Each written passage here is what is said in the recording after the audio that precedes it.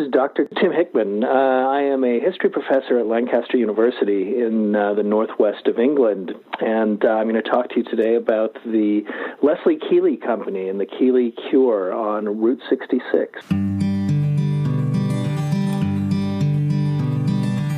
Route 66, Route 66, right along with the Route 66 podcast. For talks with people living and working along the Mother Road. The main street of America, from Chicago to LA, bore a heavy, heavy load. Route 66, Route 66. Sometimes historical paths aren't discovered until they're lost. Right along with the Route 66 podcast.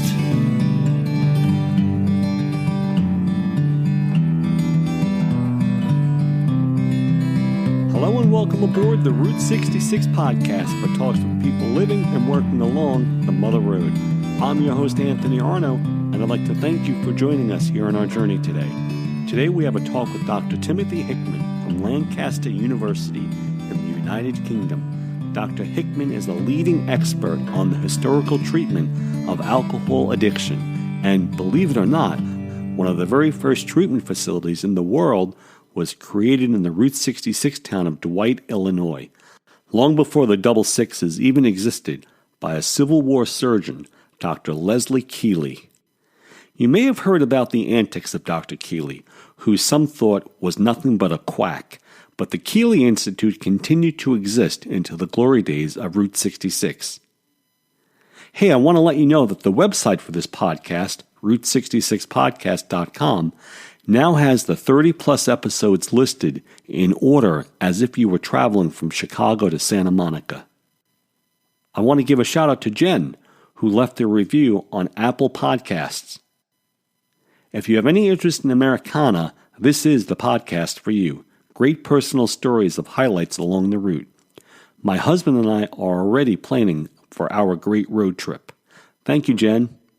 And Jen, I'd like to send you a Route 66 koozie, so if you could just reach out to me here at the podcast at route66podcast@gmail.com, I'll send one off to you. And Reed Coles from Nebraska wrote to mention that he'd like to start a campaign supporting the idea of having a Lego kit featuring the Gemini Giant at the Launching Pad Cafe in Illinois made into a Lego set. To even be considered, the people at Lego would require 10,000 signatures, and that would be the first step. That would be great. You know, I featured Holly Barker, the current owner of the Launching Pad restaurant, on episode number 23 of the podcast. And way back on episode number 12, I featured a talk with Joel Baker, who restores those fiberglass giants that were once part of the American landscape. Today, the most popular one is the Gemini Giant, but there are others, such as the Hot Dog Man, who also lives in Illinois, and in Tulsa, there's the Golden Driller, and a former lumberjack now resides at Northern Arizona University as their official mascot. And now here's the trivia question for today's show. On the last episode of the Route 66 podcast, I spoke with Chad Renneker, who restored the Alvado Motel in Albuquerque, New Mexico, a 1937 Route 66 icon that has been restored back into a motel in addition to containing small shops featuring local merchants. So here's the question. During the renovation phase, what did they discover that was buried in the wall when the motel was first built in the 1930s? The answer after today's show.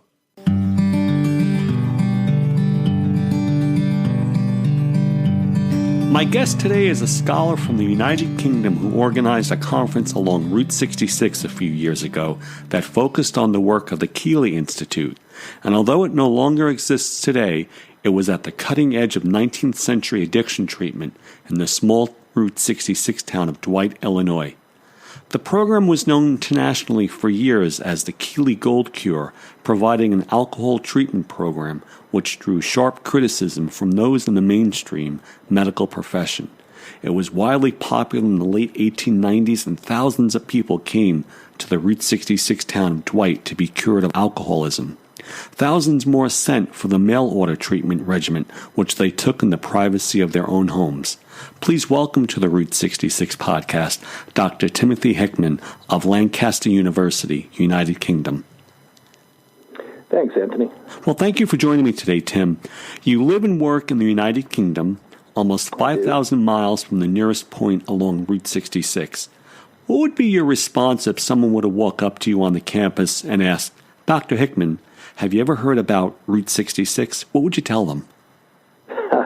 What would I tell them? I would tell them, of course, I have, probably from the song, just like most people I would have thought. I suppose the next thing that comes to my mind immediately would be thinking about Jack Kerouac and Neil Cassidy driving across the country back and forth using that route. And certainly, as you know, I was there in Dwight. I was very impressed to see Route 66 there, and thought about Jack and Neil driving through. Did they ever stop there? What did they see? All of that. So that's what I would tell them. That's certainly the first thing that jumps into my mind with it. Tim, tell us about your background. How did you become interested in the teaching profession, which I also think is one of the greatest jobs in the world? Yeah. Well, I was, I grew up in the United States. I'm an American citizen still. And, I always enjoyed university. I enjoyed history and didn't know what I wanted to do when I finished as an undergrad. And spent a couple of years skiing, and then I was a musician and playing in rock and roll bands in Los Angeles. And decided really that what I wanted to do then was to find a way that I could find a job where I could talk about books, where I could talk to people, talk to young people about history, and the way things got to be the way they are, and decided that that's what I wanted to do. It would still allow me to pursue music as well. And so that's what I did. As I got involved as a graduate student at the University of California, Irvine, I started to find interest in all kinds of things that were connected back to music, and especially was the problem of addiction. Because it's been a huge thing in the music world from jazz forward. And all kinds of questions started to come from that. What is addiction? Where did it come from? When did they invent this? When did they find this? And as it turned out, it was right in the middle of the period that I was most interested in U.S. history anyway, which was the late 19th and early 20th century. And it was very much an idea, that is the idea of addiction, as it was a product of its time. And the Keeley Clinic was certainly a big part of that. That's very interesting. So what department are you under at the University of Lancaster? I'm in the history department. It's always a bit of a tough fit. I do really sort of literary and visual culture, but also history and medicine as well. So, it's a tough fit. My PhD is in history, although my dissertation was actually based in the English department at Irvine. So it's always been a bit of a tough fit, interdisciplinary to be sure. And where did you grow up in the States? I grew up all over the place, West Coast for the most part. I was born in Santa Monica in California, and I lived in Los Angeles more than anywhere else, although I spent a lot of time in Colorado. I went to elementary school in Evergreen, and then we moved to Bend, Oregon, ski towns, all of these. And I lived in Bend, went to high school there, and went to undergrad at the University of Oregon in Eugene. So growing up, being born in Santa Monica, you obviously knew a lot more about Route 66 than I thought. Probably so, yeah. I guess I was waiting for the British accent. The British accent as well. I know that surprises people often, and they expect to hear that, but no, that's not the case. Tim, prior to 1879, prior to the Keeley arrival in Dwight, what was the history and treatment of alcoholism and drug addiction like? Did people see it in those days as an issue that it needed to be addressed? They had started to see it more in that way. I mean, there's two different stories there. The story of habitual drug use, which is centered around the opiates, particularly morphine and laudanum and opium, going back into the early 19th century, and then the story of alcohol, which is a much longer story, right, with full of moral debates around it. I suppose both of them start to become what sociologists call medicalization. That is turning long-term human conditions, habit, uncontrollable desire, turning them into medical problems, and that starts really in the early 19th century.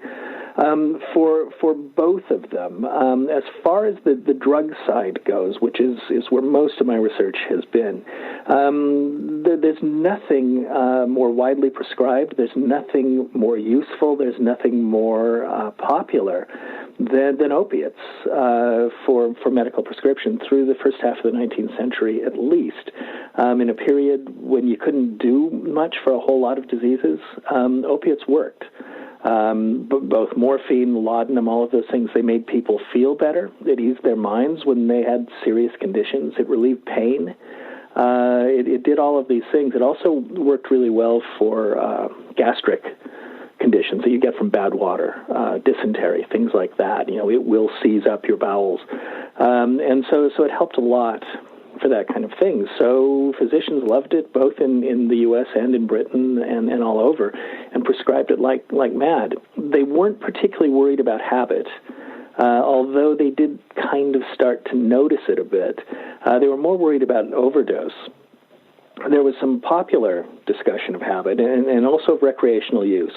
So there is a sense of recreational use, that is, using it for something other than a strictly medical problem. But both Coleridge and De Quincey initially started laudanum for medical reasons, for either gastric problems or teeth. So there was a sense of a habit there. As far as alcohol goes, alcohol becomes the moral domain of the temperance movement, although physicians, again, in the early 19th century, especially Benjamin Rush, one of the signers of the Constitution, is one of the first people to talk about a medical condition, which is habitual alcohol use. And so they're interested in it, but it really doesn't become more fully medicalized till the later 19th century. Yeah, you mentioned Dr. Rush. I had an earlier guest on the podcast, Stephen Freed, who wrote Appetite for America, all about the life of Harvey. And he also wrote a second book in Philadelphia, which is where I'm at and he's at, about the life of Dr. Rush. Right. Tim, who was Dr. Keeley before he arrived in Dwight? What is his childhood like? What did he do prior to his arrival? Yeah, Keeley's an interesting figure. It's very hard to say. He's not entirely clear about it himself, so we have to do is look at obituaries and things and people who talked about him. He was born in upstate New York. He was the child of Irish immigrant parents, and he supposedly experienced, seeing people come into his town in New York, and there was one particular was he a wagon operator, a train driver, an engineer? I don't remember. Probably a wagon operator then. Anyway, who would come into town and then sort of entertain the locals, and he seemed so worldly, and they all liked him. But then he would get real drunk. And the little boy, Leslie Keeley, was supposedly enthralled by this and wondered why would this great man do this, and what was the attraction? Why couldn't he stop? In any case, Keeley moved west, and he went to medical college at Rush Medical College in Chicago. And he was there then in the starting about 1860 or so in the medical college, right, just as the Civil War is starting. He comes out of there as a surgeon. Goes straight into the Union, right? This is Illinois, the land of Lincoln. He certainly is not thinking about going, to fight for the rebels. And he goes to work for the Union. And while he is a surgeon there, and he did some amputations, as one did in the Civil War. Anyway, he started to observe the soldiers' drunkenness. And he thought that it was a disease and that it was something that could possibly be cured. And supposedly that's how he came on the idea that you could find some sort of a cure for the alcohol habit. And then he comes to Dwight, Illinois. He opens up the Keeley Institute. What was the secret? Well, it's very hard to say. He came to Dwight, just like so many people and so many towns in the, immediately after the Civil War. Dwight becomes a station on the Alton and Illinois Railroad. And that instantly ties them into a bigger network throughout the country. Now, these little island communities all become hooked up to one another. And he goes to work for the railroad, and he sets up private practice in Dwight. He rode a 400-mile circuit on horseback, and again continued to be interested in alcohol and trying to cure it, and supposedly experimented on a cure for all that time. And then, as you say, by 1879, he is ready to open up the Keeley Institute. He's taken on a partner by this time, a guy named John Oughton, who is an Irish immigrant. And the two of them together formulate this cure. He brings in his brother-in-law then, Colonel Judd, who becomes the business manager. And the three of them incorporate the company then, finally mid-1880s or so. But yeah, he started working on this cure. It was something to do with gold. The cure was a secret, right? And this will cause a lot of trouble later.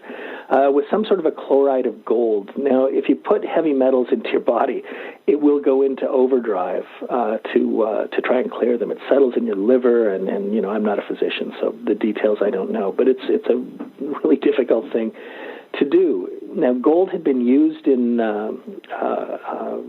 all kinds of other cures in the past, but the tiniest bits. So I think they struggled at first with how they were going to formulate this and how they were going to test it. They found people whose drinking problems were so severe that they would essentially bet anything and go ahead and try it. And if it killed them, oh well, how much worse could it be than the way that they were living then?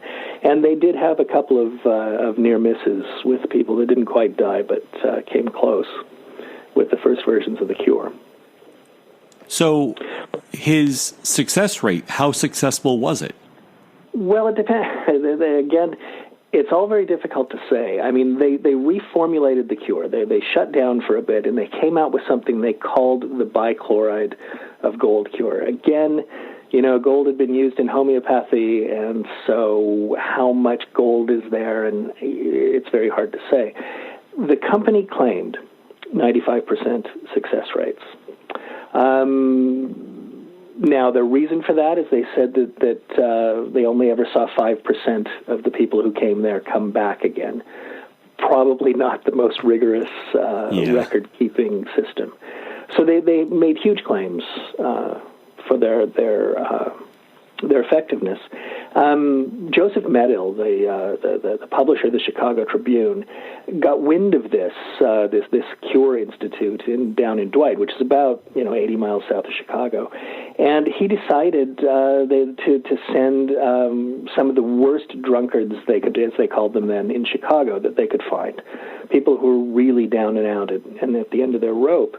And to send them off to Dwight and to see what would happen. And apparently they came back cleaned up, dressed nicely, cured, and had no more interest in alcohol. And so then the Tribune gets on side with Keeley, and it really starts to boom at that point. And people start hearing about this through word of mouth, through advertising.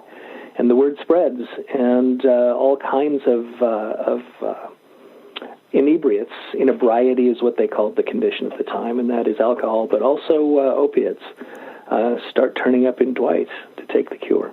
So when the patients arrived at the Keeley Institute, is it true during the first few days of their arrival he had them drink in excess? Yeah, well, they could if they wanted. Basically, when you got there, you were assigned an attendant at first that would sort of help you out and get you used to the place. And they were allowed to drink as much as they wanted. They started on the cure as well, usually an injection 2 or 3 times a day. Plus, they had an oral version of the cure as well that you would take that was supposedly mixed up for you in particular, what your problems were. And you would take that, and for the first 3 days or so. But what they claimed, and what seems to be the case, is that people stopped. And they lost interest and didn't want it anymore. And how popular was the program? How many locations did he have throughout the world?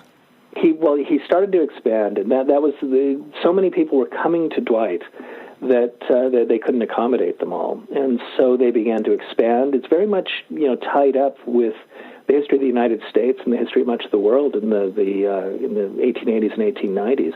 That is the modern transportation links, the modern communication links, from telegraph to telephones, railroads connecting the entire country, connecting ultimately with shipping lines then in New York and elsewhere, means that they can spread very rapidly. So it's a very cutting-edge, modern medical institution.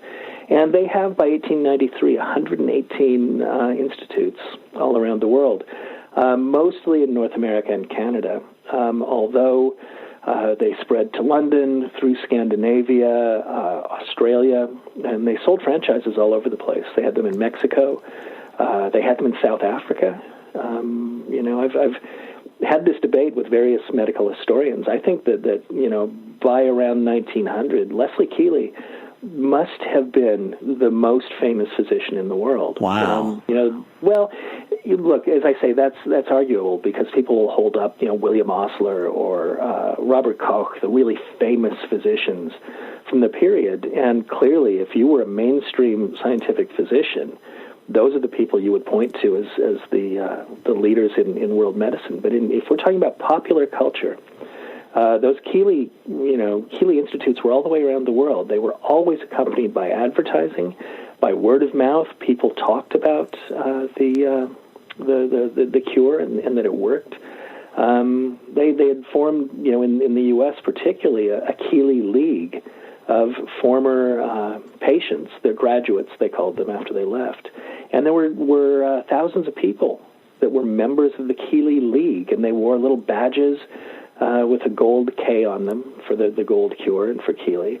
They had their catchphrases. "I've been to Dwight" means that you had taken the cure and you were, had lost the craving for alcohol, and they supported one another. But again, that kind of word of mouth, that kind of popular recognition is something that I think would be very tough to equal. Although you can't prove the claim, it'd be very tough to equal with any other physician. Certainly the ultra eminent, William Osler or Robert Koch, people like that. Maybe certainly in medical circles, those are the leading figures. But so, as the 20th century approached, was there any competition to his institute?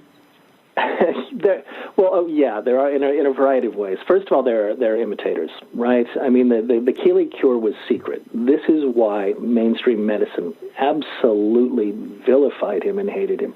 He made a lot of money on this, right? And there was no way that he was going to divulge the formula. That makes him look like a snake oil salesman, like a quack in the eyes of the mainstream. So there are more mainstream clinics through the U.S. Thomas Davison Crothers is sort of a leading figure in this, who had his own Hartford, Connecticut inebriety clinics, and was much more sort of mainstream medicine, and they disliked Keeley immensely. Likewise in Britain, also Norman Carr had his own clinics here, for instance, and also the British Society for the Study of Inebriety. And Keeley was public enemy number one with these people. So there was competition there. There were also imitators. There were other kinds of gold cures that spread all over the place. So the Keeley Company was on the one hand fighting with the mainstream, the sort of elite physicians, and also fighting with imitators all around. How successful was he financially with the Keeley Institute? When he died, everyone talked about the $1 million and more that he supposedly had. I've seen all of the probate material, his will, and everything else, and that lists him at $423,000. Now, he may have transferred property. I can't, I've yet to find, for instance, what his wife was holding. Had he transferred a whole lot of stuff to her? But there's not much else on there than that. So I think that it's exaggerated. He certainly made enough to travel and live as he wanted. They had a a winter house in Los Angeles, where they would go all the time. Keeley traveled the world, and he seems to have lived very well. So they seem to have made a lot of money. The company certainly did, and the company continued until 1966. Keeley died in 1900, and I went to Outen, his partner, the Irish pharmacist, and that goes then down through the Outen family, which remains a force in Dwight and Illinois still today, even, and they made a lot of money. So by the mid-20th century, with Outen running the operation, did they change their means or their method for addiction? Yeah, they changed by the mid-1920s. They had stopped talking about gold. This had been the problem, right? The secret cure, all of these things, and they fought about it. In the 1890s, when Keeley is first doing it, talking about gold, this is the days, the fights of the gold standard versus the silver standard, right? The progressive People's Party is campaigning for a silver standard, and they link up with the Democrats in 1896, and William Jennings Bryan gives his Cross of Gold speech, at his nomination, one of the most famous speeches in U.S. history. So gold was a powerful thing to conjure with, right? It meant value. It meant all kinds of things to people. The gold, however, that's what people who didn't like Keeley would test for. They tried to find out what was in the formula. Keeley defended it and said that he had a right to his own intellectual property. This is before patenting is accepted in medical practice either. That won't happen until the First World War. And Keeley says he's rid the world of this scourge, that is of inebriety, both for alcohol and for opiates, and that's reward enough, and that he deserves something back for his effort. So that's the problem. But whether the gold was in there or not, who could say? Keeley died suddenly, heart attack in 1900. None of his partners who supposedly knew it, Outen would have known it, whatever the formula was. None of them, it's not written down. None of them ever said what it was. So by the mid-20s, though, when Outen's son is now in charge, they quit talking about it. They say they take out the gold. They're not doing that anymore. And they also start calling it a treatment rather than a cure. So what did he get right in the late 19th century regarding treatment? Well, the thing with Keeley, no matter how much the sort of medical mainstream hates him, tens of thousands of people said that it worked. And so you'd have to call all of them stupid to dismiss that, and people do, and they did at the time. They called them naive, credulous, not overly intelligent. But nonetheless, they said that it worked. And if you look in the Keeley archives, the letters that come back years later are really touching about how people's lives were absolutely changed by this, and they never went back to what they were doing. So what did he get right? On the one hand, it's really tempting, and I think the first thing that all of us would say is, well, clearly it's placebo, whatever was in this cure, because there is no such thing. Having said that, though, I was talking to a prominent historian of medicine and historian of pharmacy, Joe Gabriel, who's done a lot on sort of secret cures and on intellectual property rights in medicine, and he just fired right back at me, how do you know? We don't know what was in that cure. Well, some historians, Bill White, who's looked at the Keeley stuff quite a lot, has said that it would be unconscionable if Keeley really had a cure for this and he didn't share it with anyone. On the other hand, for someone like Keeley, who was older, who didn't buy the sort of ethical practices of the emerging medical profession that's only getting really strong then, that for Keeley, he just didn't buy that at all, and he thought that he deserved something back for his efforts, and that he had done a good thing for the world. It's tempting to say that it was a placebo, that the cure was a placebo, but we just can't know what was in it. If we hold that aside, though, what did he get right? On the one hand, it seems to me that those patients, to go to Dwight, had to leave their everyday surroundings. That is, they're not walking by the pub where they go all the time. They're not seeing their mates who are out getting high, around the corner, whatever it is they're doing.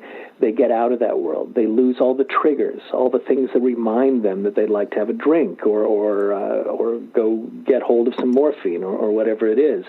And so they have to go to this new place out in really the middle of nowhere then and start walking around there.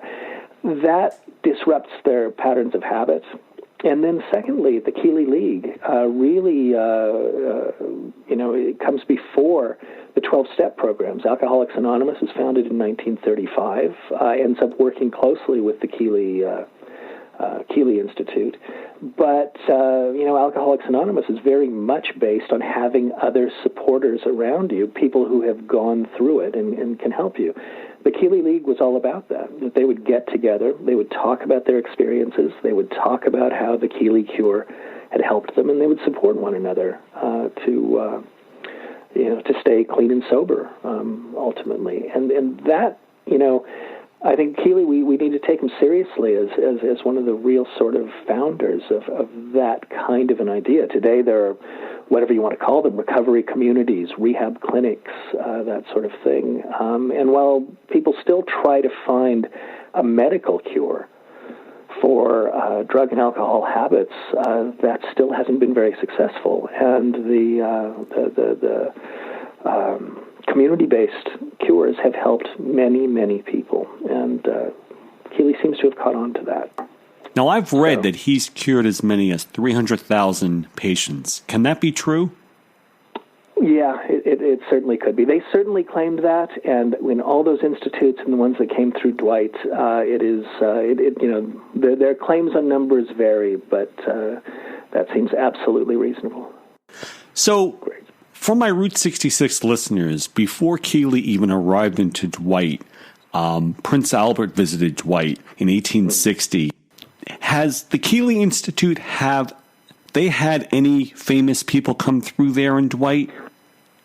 You know what? They did, and I am hesitant to divulge them because, these are patient records and things, and there are families, and so there are supposedly quite a lot. The ones that are fairly well known, Vic Spiderbeck, the jazz trumpet player, came through.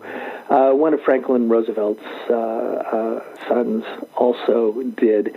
Other than that, they're still very close-lipped. Those medical records exist, and lots of people don't want it known that they were there. Did he lose his license at all? He lost his license at some point back in the 1880s or so, and it was immediately given back to him by an oversight. What exactly the grounds of that are, I don't know.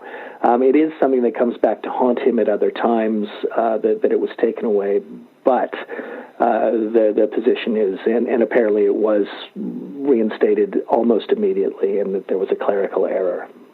And that didn't affect his early days of the Institute then? No. It didn't.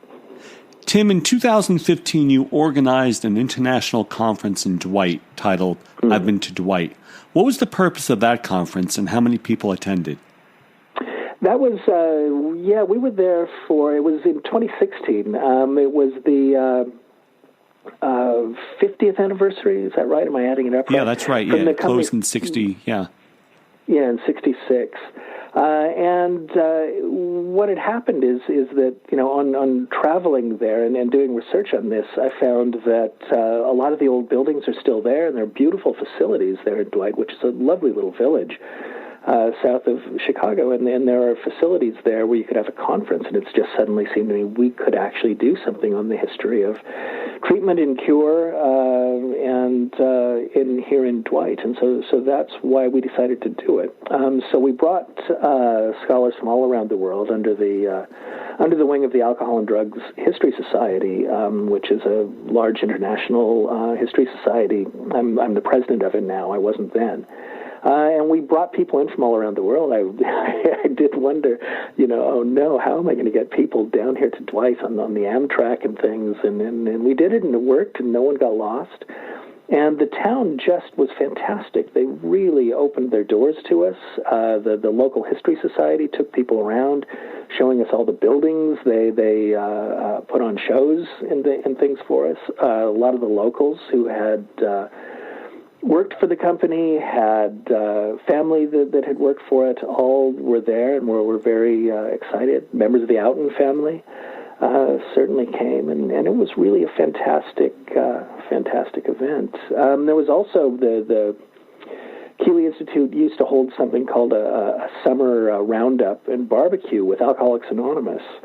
AA is very hesitant to get involved with sort of big institutional operations, mostly because of their focus on individual alcoholics and drug users themselves, and then their own sort of ability to sort out each other's problems.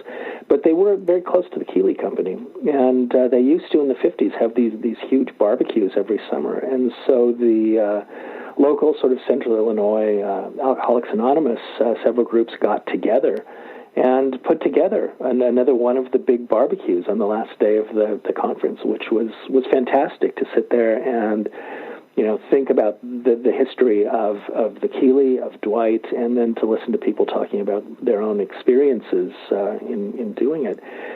For me, it was interesting that for the first time in my life, I had to stand up and introduce myself as Dr. Tim, because those are the rules. And so I got up and I introduced myself, and everyone said back, "Hi, Tim." And I said, I'm Dr. Tim, and I am a historian. And, you can sense the disappointment in the room, because there's a certain story you're supposed to tell. Right, a way that the narrative works, and that narrative is something that's helped people to deal with things that have really been difficult in their lives. So it was great to be able to talk to that larger interested community around cure regimes, not unlike what the Keeley was doing. What buildings still exist in Dwight today? What buildings still exist? There's the Country Mansion restaurant and events venue. It's a lovely building. It was John Outen's home initially. Beautiful old late 19th century mansion that has been preserved and converted now to just a fantastic restaurant. It's really a nice place to go for a day out, and the grounds are still there. The big Keeley laboratory, all of that is still there right by the train station. Big neoclassical building. They sold that just late stages of the First World War, and it became a VA hospital, a veterans hospital, after the First World War.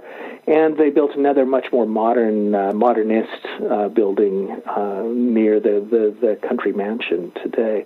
Other buildings, too, the so-called Livingston Hotel, where many of the people stayed who had come for treatment, is still there and has been converted to other things, too. But I was surprised to find so much of it still there. And when we had the conference, the fact that we could use the Country Mansion is what made it possible. Yeah. So when you had the conference here in Dwight, did the participants do any sightseeing along Route 66? They did sightseeing around Dwight. And right. There are lots of markers in Dwight, big signs for Route 66, and everyone's taking pictures of themselves in front of it and all of that. I suppose we could have done more with that. There were people there who came and wanted to drive it as much as they could, people who'd come from Scotland and wherever, and who were also going out to see music events all around and things, and doing everything they could to stay on Route 66 as much as they could, because that was an added bonus for them to do that. Tell us about the Alcohol and Drugs Historical Society. Well, the ADHS, Alcohol and Drug History Society, has been around since 1979 at least, and it comes from an older temperance history group, and it is a group of scholars, all of whom are interested in the history of alcohol and drugs. Temperance is certainly, central story in 19th century American history. I do U.S. history for the most part. And all kinds of movements, from the women's movement to abolition, really sort of spring forth from the very fertile soil of temperance, which begins in the early part of the 19th century, 1830s, certainly, in response to, really high drinking levels. People are drinking more than double per capita on average than what they do now. Right, and so drinking was a real problem. The history of drugs also clearly is something that's very much at issue today, and a lot of work has been inspired by the current opioid crisis in the U.S. Where does this come from? Why do we think about these sort of substances in the way that we do? And the ADHS really brings together all of these people, supports their work. It's a really supportive environment for younger scholars, where we're really sort of proud of our record of bringing through graduate students and early career scholars and really supporting them. I remember when I first went to any of the ADHS events, I met people that I was completely intimidated by, the real leading people in the field and their books, and it turned out that they were really nice, friendly, supportive people. So it was a great experience, and we try to keep that experience going. So now you're the president of the ADHS. Where was your latest conference held?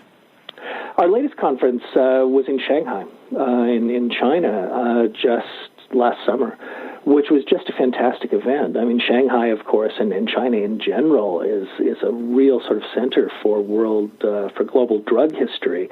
The Shanghai Opium Conference Convention in 1919 really sort of sets the agenda for world drug control.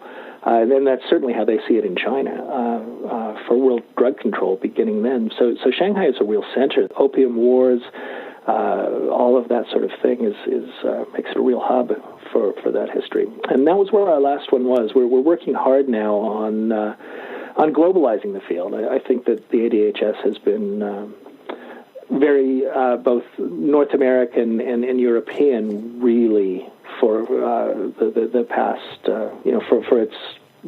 for as long as it's been around. And now we're working really hard. We finally got to Asia and Shanghai, and then bringing in new members and new interests that way. And our next conference in 2021 is going to be in Mexico City.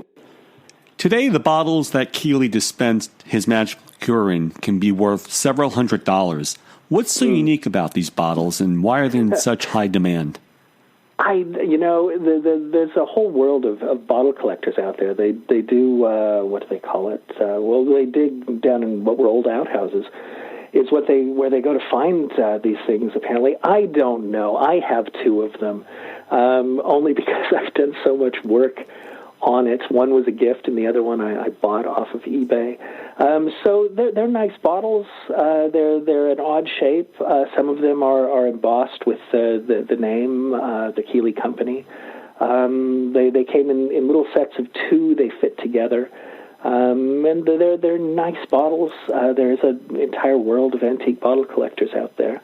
And they sort of have their own way of valuing the bottles. They like these bottles in and of themselves. For me, it's what it represents. It's a Keeley bottle. In Dwight, there are very clearly collectors there, right. And saw a lot of examples of them. They've got a fantastic little Keeley museum display in the city museum there, which is at the railway station, yes. The old railway station in the center of town. But from what I've heard is that people, if they were taking the treatment plan at home, they didn't want people to find out, so they would instantly destroy the bottles. That could be. Yeah. That could be. Tim, should Dr. Keeley be a household name today? I think that he probably should. I think he's an important figure in the history of medicine, and I think that the reason that no one has ever heard of him, he is the most famous physician that no one's ever heard of, and it is because the medical mainstream, represented by the American Medical Association on the one hand or the British Medical Association on the other, went after him hammer and tongs as they consolidated control of the medical profession. Now, look, I think ultimately that's a good thing. I think scientific medicine is I'm very much on side with that. On the other hand, we've lost things too, and the Keeley cure is one of those things. And in listening to patients, popular cures, popular medicine. I think he's also an interesting figure in the history of the United States, late 19th century American history, small towns like Dwight, very, very, famous historians, Robert Wiebe and others talk about the way that island communities after the Civil War all become interconnected with one another, and the way that changes people's lives. Well, Dwight certainly is that, and Keeley then becomes a real representative of both that growing interconnectedness in the United States, but also of international business, also at a time of expansion of U.S. International interests, however you want to describe that, imperialism in the Philippines, 1898, 1902, the same time that the Keeley Company is expanding around the globe as well. So that possibility for global medical franchises, global businesses, is something that's part of technological change in the late 19th century. And Keeley really is a fantastic example of that. So in thinking about American history, I think that he's a fantastic example, a way to talk about the way that these big sort of structural changes affect people, how it works out on the ground, how it affects people's lives and then what they do. So yeah, should Keeley be a household word? I think he's a very, it depends on what you're interested in. He's a fantastic example of U.S. history. I think that he offers very interesting examples of ways that one might deal with things like habitual alcohol use, habitual opiate use. Tim, what are you currently working on that you're most excited about? Well, I suppose, my biggest project is the Keeley book. I am working on a book right now on the Keeley Company, from its founding up to its when it's closed in 1966. And it's fantastic. There's a Keeley archive that has immense, wealth of resources in it, and bringing some of those things to light, the experiences of everyday people, of the way that they described what happened to them and what they did, is something that has been really exciting for me, and something I'm very much looking forward to completing. Where are most of his papers at? His papers are in Springfield, Illinois, at the Abraham Lincoln Presidential Library. And that's where they're held. It's sort of a funny situation. They were held privately for a long time in the Oughton family and the Keeley Company. They then went to the Illinois Historical Library, who then sort of divided things up a bit later, and that's how they ended up at the Lincoln Presidential Library, which is where they are now. Have you written other books, Tim? Yeah, I have another book on called The Secret Leprosy of Modern Days, which is about the discovery of addiction, or the construction of the addiction concept in the late 19th and early 20th century United States. The way that, moving from this vague concept of some kind of overwhelming desire and how that becomes medicalized and how it becomes formalized as addiction, and the policy and treatment consequences of that construction. Tim, is there anything else you want to share with us before we say goodbye? I think that's about everything. It's been great to talk to you, and be fantastic if people in exploring Route 66 were to take a look at Dwight. It's very much worth your while. And how can our listeners learn more about Dr. Keeley and his institute? There are a few books that deal with that. Sarah Tracy's book on alcoholism in America has a section on Keeley, and there's also I've got a couple of articles that anyone could Google and find, but that's all pretty academic sort of stuff. If you look at the City of Dwight and their online stuff, they've got a reasonably good overview of Keeley and the Keeley Company, but mostly it's going to be in historical sources, which are pretty focused on other professional historians, really. And we'll have the links at the Route66podcast.com, including the link that Tim mentioned about his article. All right, thank you, Tim. Thanks, you too. Bye. That was Dr. Tim Hickman, professor at Lancaster University in the United Kingdom. Dwight is just under an hour outside of Chicago, and if you're driving through, be sure to stop by and visit some of the sites that are still standing, including the original home of Keeley's partner, Orton, which is now the Country Mansion. The railroad station, which is now the local museum, it has a small display on Keeley and the bottles that we were talking about during the show that have become collector's items. There's also the bank across the street from the railroad station that was designed by Frank Lloyd Wright. And now our trivia question. Here's the question.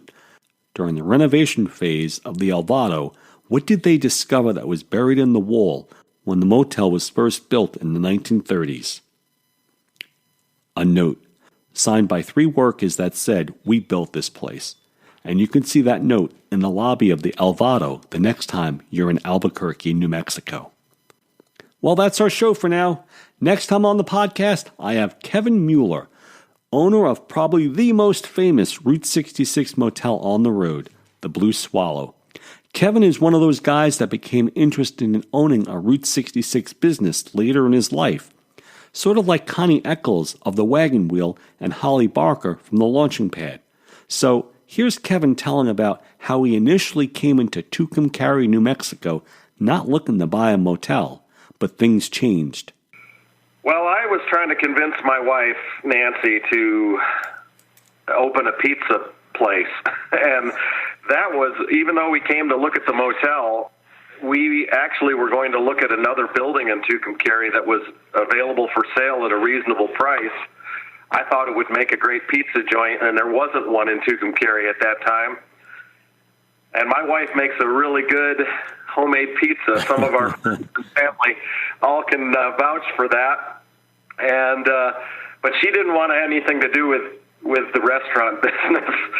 That's Kevin Mueller talking all about his experience in owning the Blue Swallow Motel. He also talks about Lillian Redmond and so much more. I really enjoyed my talk with Kevin, and I think you will too. I'd love to hear from you at Route66podcast@gmail.com. Maybe I'll even send you a Route 66 koozie. Be sure to check out the show notes at Route66podcast.com. Thank you for taking the journey with us here at the Route 66 Podcast. I'm your host, Anthony Arno. Be well.